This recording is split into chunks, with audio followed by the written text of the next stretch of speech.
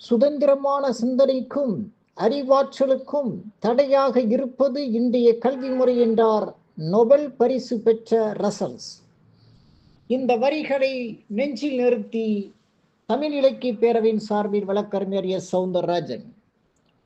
மாணவர்களிடம் சுய சிந்தனை, திறனாய்வு பார்வை, சமுதாய நோக்கு, படைப்பாற்றல் ஆகியவற்றை கொண்டு சேர்க்கும் வகையில் கல்வி வடிவமைக்கப்பட வேண்டும்.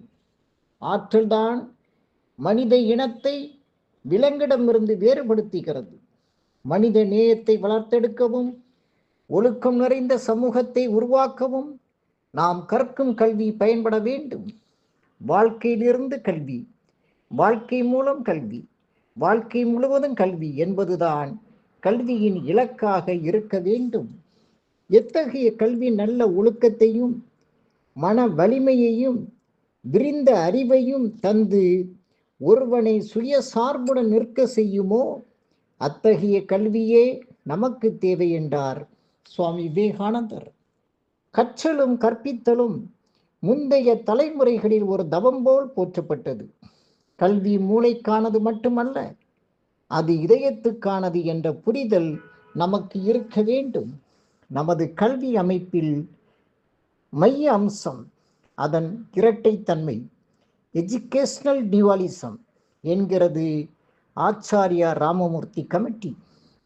வசதி மிக்கவருக்கு உலகத்தர கல்வி, அடிமட்ட மக்களுக்கு அறிவும் திறனும் வளர்க்க பயனற்ற கல்வி.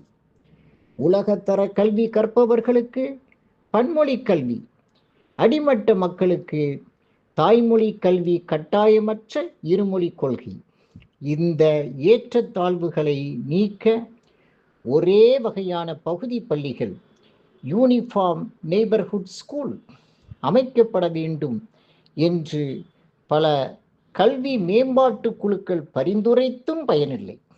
சுய உணர்தல் என்பதுதான் அடிநாதம். நம் சுயத்தை அறிந்து பெருமை மிகு கடந்த காலத்தையும் மகத்தான எதிர்காலத்தையும் இணைக்க வேண்டும் என்றார் அப்துல் கலாம். நன்றி, வணக்கம்.